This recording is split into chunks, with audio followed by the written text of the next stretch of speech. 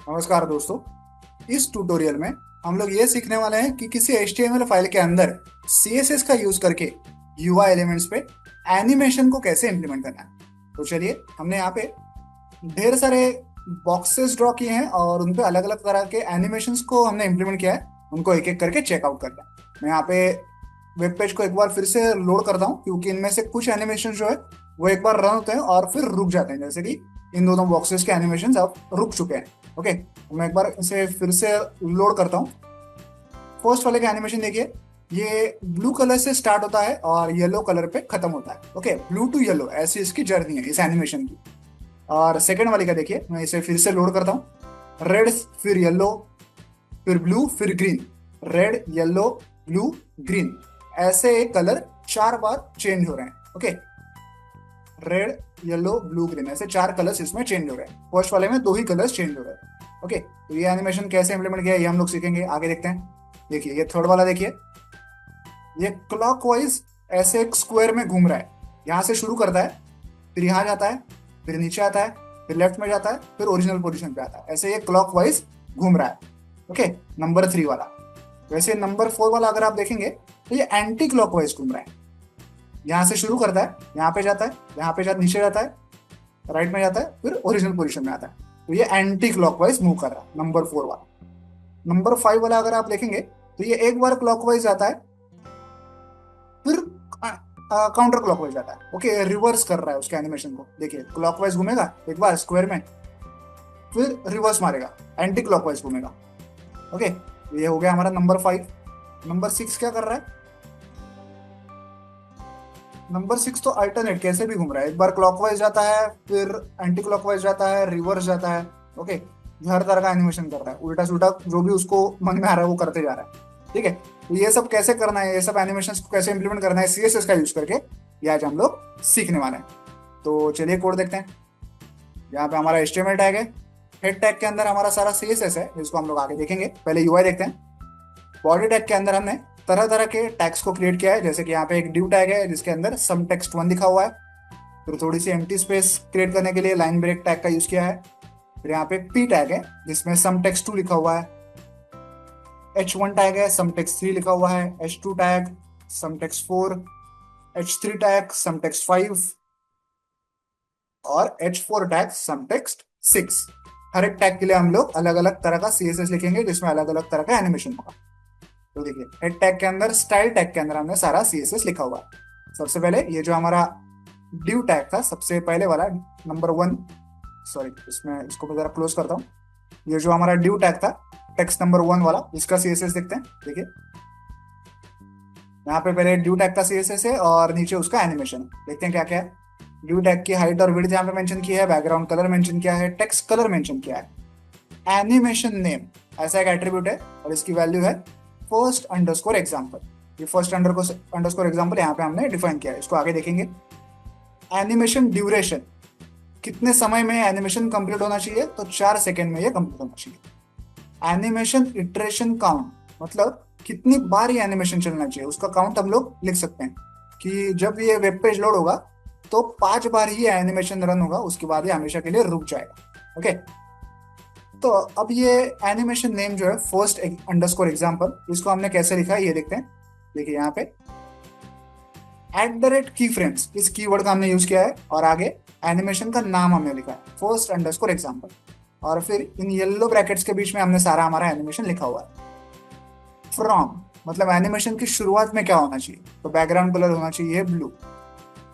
To मतलब animation के and में क्या होना चाहिए, बैकग्राउंड कलर होना चाहिए येलो।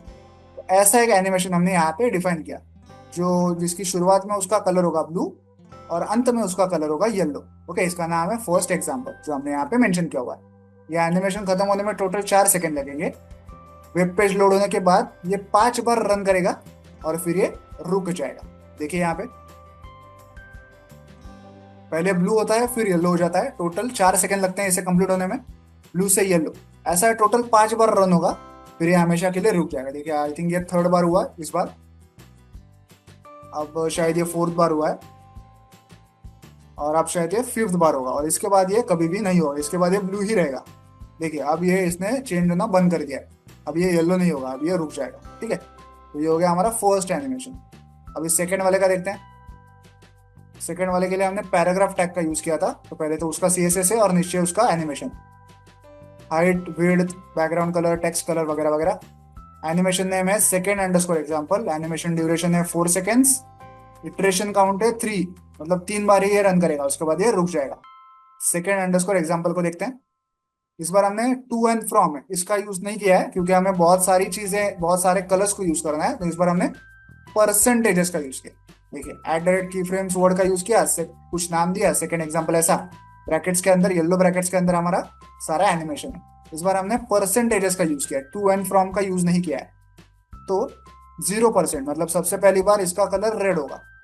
25%, ये जो 4 सेकेंड है ना, इसको हम लोग डिवाइड कर रहे हैं परसेंटेजेस। ओके, 0 to 25% में ये रेड होगा, 25 to 50% में ये येलो होगा, 50% to 100% में ये ब्लू होगा, और 100% के बाद ये ग्रीन होगा। ऐसा हमने कोड किया होगा। ठीक है, तो पहले 1/4 पार्ट में ये रेड दिखेगा, अगले 1/4 पार्ट में ये येलो दिखेगा, अगले 1/4 पार्ट में ये ब्लू दिखेगा, और बचे हुए 1/4 पार्ट में ये ग्रीन भी दिखेगा। ऐसे आप परसेंटेजेस में भी एनिमेशन को इम्प्लीमेंट कर सकते हैं। ठीक है, 100, मतलब इस 4 को हमने एक एक सेकंड में डिवाइड किया, पहले 1 सेकंड में रेड, दूसरे 1 सेकंड में येलो, तीसरे 1 सेकंड में ब्लू, और चौथे 1 सेकंड में ग्रीन। ऐसा इसका कलर चेंज होगा। टोटल 4 सेकंड के लिए चलेगा, और टोटल 3 बार ही ये चलेगा। देखिए मैं इसको रिलोड करता हूँ। देखिए रेड से येलो, फिर ब्लू, फिर ग्रीन।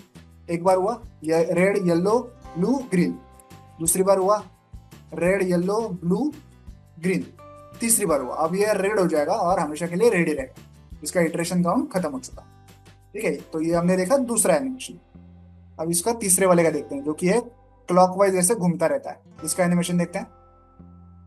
इस वाले के लिए हमने H1 टैग का यूज किया था। ये उसका CSS है, height, width, background colour, position relative, ये लिखना बहुत इंपॉर्टेंट है।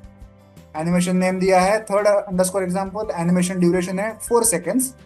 पेज लोड होते ही ये एनिमेशन शुरू नहीं होगा, इसको हमने थोड़ा सा डिले भी दिया है। ओके, पेज लोड होने के 2 सेकेंड के बाद ये शुरू होगा। और इस बार इटरेशन काउंट हमने दिया है इनफाइनाइट, तो ये हमेशा के लिए ऐसे घूमता ही रहेगा। इसके ऊपर कोई इटरेशन काउंट हमने रखा नहीं है कि 3 बार ही रन करना है, 5 बार ही रन करना है, ऐसा कुछ भी नहीं रखा। ये हमेशा के लिए ऐसा घूमता ही रहेगा। ठीक है, इटरेशन काउंट हमने रखा है इनफाइनाइट। तो इस थर्ड एग्जाम्पल को कैसे डिफाइन किया देखते हैं।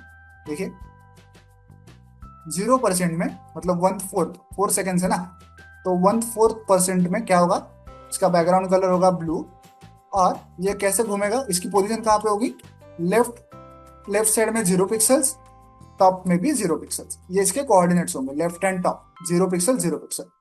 तो मतलब ये यहाँ पे दिखेगा। ऐसा एक स्क्वायर इमेजिन कीजिए, उस स्क्वायर के लेफ्ट कॉर्नर पे, लेफ्ट टॉप कॉर्नर पे होगा शुरुआत में। फिर अगले 25% में कहाँ पे होगा, इसका बैकग्राउंड कलर चेंज होके येलो हो जाएगा, इसके कोऑर्डिनेट्स भी चेंज हो जाएंगे। लेफ्ट कोऑर्डिनेट होगा 200 पिक्सल, टॉप कोऑर्डिनेट होगा 0 पिक्सल। मतलब ऐसा रेक्टेंगल आप इमेजिन कीजिए, पहले ये यहाँ पे था लेफ्ट टॉप में, अब ये राइट टॉप में हो गया। ओके, लेफ्ट से ये राइट में आ गया, अभी भी टॉप पे ही है लेकिन राइट में आ गया। अगला देखते हैं। 50% पे इसका कलर होगा रेड, लेफ्ट होगा 200, टॉप होगा 200। मतलब ये फिलहाल यहाँ पे था, फिर यहाँ पे गया टॉप राइट में, और फिर ये बॉटम राइट में आ गया। ओके, 1 2 3 थर्ड पॉइंट तक आ चुका है। फिर 75% में क्या हो रहा है, इसका बैकग्राउंड कलर ग्रीन हो रहा है, लेफ्ट है 0, टॉप है 200। मतलब पहले यहाँ पे था 1 2 3 और 4, अभी यहाँ पे आ चुका है, क्योंकि लेफ्ट जो है वो 0% हो चुका है। ओके, लेफ्ट 0 है, मतलब एकदम लेफ्ट एज में आ चुका है, लेकिन टॉप से अभी भी 200 पिक्सल नीचे है। ओके, तो लेफ्ट बॉटम में ही आ चुका है। और फाइनली ये क्या करेगा, 100% पे क्या करेगा, बैकग्राउंड कलर इसका ब्लू हो जाएगा, लेफ्ट 0 टॉप 0, जैसे पहले था लेफ्ट 0 टॉप 0। मतलब ये अपने ओरिजिनल पोजीशन पे वापस आ जाएगा। ओके, ओरिजिनल पोजीशन पे ये वापस आ जाएगा।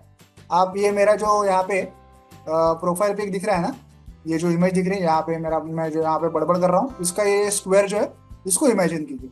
पॉइंट नंबर 1 होगा यहाँ पे, पॉइंट नंबर 2 होगा यहाँ पे, पॉइंट नंबर 3 होगा यहाँ पे, पॉइंट नंबर 4 होगा यहाँ पे, और पॉइंट नंबर 5 होगा वापस स्टार्टिंग पोजीशन। ओके, ऐसे आप यहाँ से इमेजिन किया, ऐसे ऐसे यहाँ पे वर्क कर रहा है। तो ये हो गया हमारा टेक्स्ट नंबर 3 का एनिमेशन।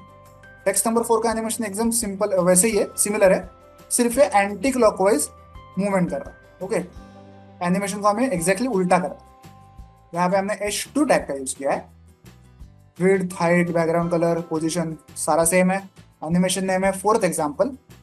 एनिमेशन ड्यूरेशन है 4 सेकेंड्स। एनिमेशन इटरेशन काउंट है इनफाइनाइट, ये रुकेगा ही नहीं।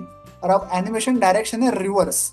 ओके, बाकी ये फोर्थ एग्जांपल वाला एनिमेशन एग्जैक्टली सेम है थर्ड एग्जांपल जैसा ही, बस ये जो एनिमेशन ड्यूरेशन रिवर्स लिखा हुआ है ना, इसलिए ये उल्टा मूव कर रहा है। ठीक है, ये शुरू ही करेगा यहाँ से 100 से, फिर जाएगा 75 पे, फिर जाएगा 50 पे, फिर जाएगा 25 पे, और एंड में आएगा 0 पे। ओके, इसलिए हमें ये उल्टा घूमता हुआ दिखाई देगा। देखिए, उल्टा घूमता हुआ दिखाई देगा, मतलब ये शुरू यहाँ से करेगा। मेरी इमेज पे देखिए, यहाँ पे शुरू इस लेफ्ट टॉप पे करेगा, फिर नीचे यहाँ पे आएगा, फिर राइट में यहाँ पे जाएगा, फिर राइट टॉप पे जाएगा, और फिर ओरिजिनल पोजीशन पे वापस आएगा। ऐसे एंटी क्लॉकवाइज ये घूमेगा। ठीक है, ये हो गया टेक्स्ट नंबर 4। टेक्स्ट नंबर 5 में क्या हो रहा है, एक बार क्लॉकवाइज जाता है और एक बार एंटी क्लॉकवाइज जाता है। देखिए, अभी एंटी क्लॉकवाइज जा रहा है, अब क्लॉकवाइज जाएगा। ओके, तो दोनों तरफ ये मूव कर रहा है। ये कैसे किया देखते हैं। इस वाले के लिए हमने H3 टैग का यूज किया है।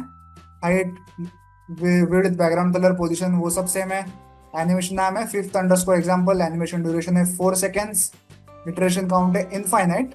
और एनिमेशन का डायरेक्शन इस बार हमने रखा है अल्टरनेट, मतलब एक बार क्लॉकवाइज घूमेगा, एक बार एंटी क्लॉकवाइज घूमेगा। फिफ्थ एग्जांपल का जो डेफिनेशन है वो एकदम सेम है जैसे पहले था, इसमें कुछ भी चेंज नहीं है।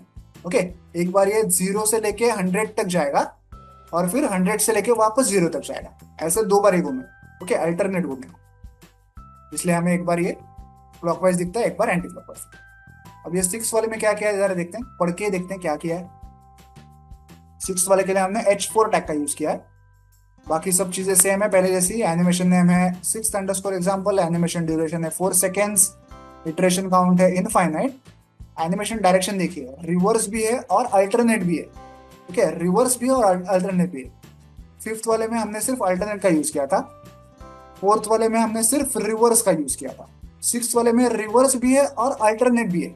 कहाँ गया, हाँ, रिवर्स भी है और अल्टरनेट भी है। तो ये समझना थोड़ा मुझे भी मुश्किल लग रहा है कि ये रिवर्स भी हो रहा है और अल्टरनेट भी हो रहा है। ओके, देख के तो मुझे नहीं समझ रहा कि एग्जैक्टली क्या करता है। ओके, देख के समझना थोड़ा मुश्किल ही लग रहा है मुझे तो, लेकिन है भाई, रिवर्स और अल्टरनेट एनिमेशन इसी को कहते हैं। ठीक है, तो आई होप आप एनिमेशन के अलग अलग प्रकार सीख गए होंगे। ओवरऑल फर्स्ट ऑफ ऑल आप एनिमेशन कैसे इंप्लीमेंट करना है, की फ्रेम्स इस कीवर्ड का यूज करके ये सीख गए होंगे। ओके, तो आई होप आप ये पूरा ट्यूटोरियल अच्छे से समझ गए होंगे। वीडियो में दिखाए गए इस कोड को डाउनलोड करने के लिंक मैंने वीडियो के नीचे डिस्क्रिप्शन बॉक्स में दे दिया, आप चाहें तो वहां से कोड डाउनलोड कर सकते हैं। वीडियो को एंड तक देखने के लिए धन्यवाद। Thank you.